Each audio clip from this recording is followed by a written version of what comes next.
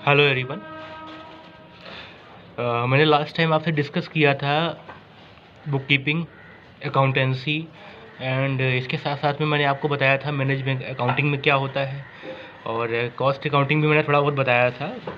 मैंने केवल एक बेसिक बताया था। अभी आगे हम नए सिरे से स्टार्ट भी करेंगे, उस चीज़ के बारे में समझेंगे भी, लेकिन मैंने केवल आपको बताया था कि क्या होता है, कैसे किस तरीके से अकाउंटिंग हमारी की जाती है। और किसी किसी बड़ी बड़ी कंपनियों में मैंने देखा है, मोस्टली देखा है कि वो अकाउंट रिसेबल अलग होते हैं, पेबल अलग होते हैं, और जर्नल एंट्रीज करने वाले अलग होते हैं, लेज़र में बनाने वाले अलग होते हैं, पोस्टिंग करने वाले लेज़र में, एंड इसके साथ साथ में ट्रायल बैलेंस बनाने वाले अलग होते हैं। इस तरीके से वे स्पेशलिस्ट होते हैं। लेकिन जब हम समझ जाएंगे कि हमारा जो मैंने आपको लास्ट टाइम बताया था, आपको याद भी होगा, मैं क्वेश्चन भी पूछ रहा हूँ आपसे कि जो हमारा बुक कीपिंग होता है, इसमें कौन कौन सी चीज़ें आती हैं, इसके पार्ट कौन कौन से हैं, एंड इसके साथ साथ में जो हमारा अकाउंटेंसी है उसके कौन कौन से पार्ट हैं, इतना बताइएगा आप हमको कमेंट में करके। और इसके साथ साथ में हम आगे बढ़ेंगे आज जिस चीज़ पे अकाउंटिंग डिपेंड करती है। आप ऐसे समझिएगा कि जो हमारे रूल्स एंड रेगुलेशंस हैं, ठीक है, जिसके आधार पर अकाउंटिंग चलता है, जिसके बेस पर अकाउंटिंग चलता है, वो क्या हो सकते हैं, आइडिया लगाइएगा। और अभी हम स्टार्ट करने वाले हैं। देखिए, आपने अकाउंटिंग प्रिंसिपल्स का नाम सुना होगा, अकाउंटिंग कॉन्सेप्ट सुना होगा आपने, अकाउंटिंग कॉन्सेप्ट और अकाउंटिंग कन्वेंशंस, और इसके साथ साथ में अकाउंटिंग एज्यूम्पशंस, ये आपने सब नाम सुने होंगे। ठीक है, अब आप समझिएगा इनको। कभी कभी क्वेश्चन मैंने देखा है, पूछा जाता है कि अकाउंटिंग कॉन्सेप्ट क्या होता है, अकाउंटिंग प्रिंसिपल्स क्या होते हैं, इस तरीके से क्वेश्चन डाल दिए जाते हैं, पूछ लिए जाते हैं।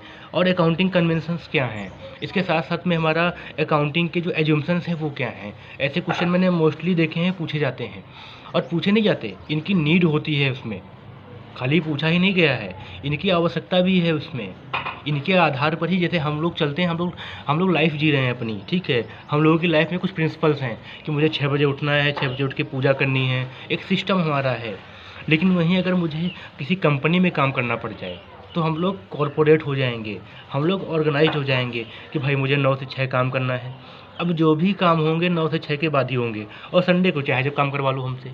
ऐसे ऑप्शंस बन जाएंगे आप लोगों के बीच में, ठीक है। ये तरीके होते हैं। जैसे मेरा मेरा एक सिस्टम बन गया, मेरा एक रूल बन गया कि नहीं मुझे आपको पढ़ाना है, तो ये मेरा मेरा एक ऑर्गेनाइज तरीका नहीं है। मैं हो सकता है पढ़ाऊँ, हो सकता है ना पढ़ाऊँ, लेकिन अगर मुझे कहीं किसी एजुकेशन ग्रुप में क्लासेस लेना पड़ जाए तो ऐसा समझ लीजिए मुझे पढ़ाना ही पड़ेगा।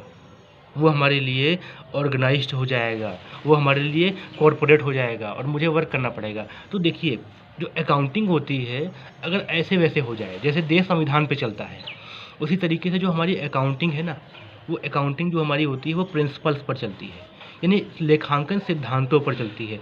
अगर सिद्धांत नहीं होंगे तो हम लोग जो चीज़ें नोट करेंगे ना, वो उल्टी सीधी चीज़ें नोट करेंगे। यानी हम अपने यहाँ हो सकता है लैंड बिल्डिंग को एसेट्स मान रहे हो, और जो बगल में कंपनी है वो अपने अकॉर्डिंग उसको लाइबिलिटी मान रही हो, ताकि झूठे खर्चे दिखा सकें। इस तरीके से चीज़ें फेल हो जाएंगी। सबसे बड़ा मुद्दा होता है कि वाई अकाउंटिंग प्रिंसिपल्स, ठीक है। जहाँ तक मैंने समझा और हम लोगों को बताया भी गया कि सबसे पहले ये समझो कि वो चीज़ आई क्यों। अगर आपसे पूछा जाए वाई अकाउंटिंग प्रिंसिपल्स, यानी हमें what is the need of accounting principles, तो आप ये कह सकते हैं सर अकाउंटिंग जो प्रिंसिपल्स होते हैं इनके आधार पर अकाउंटिंग चलता है। अगर हमारे अकाउंटिंग प्रिंसिपल्स नहीं होंगे तो हम अकाउंटिंग बहुत दिनों तक नहीं कर सकते, और अगर अकाउंटिंग करेंगे भी तो क्या है कि जो हमारे लेखांकन जो हमारी जो अकाउंटिंग है ना, अकाउंटिंग बुक्स जो होंगी वो अलग अलग शो करेंगी।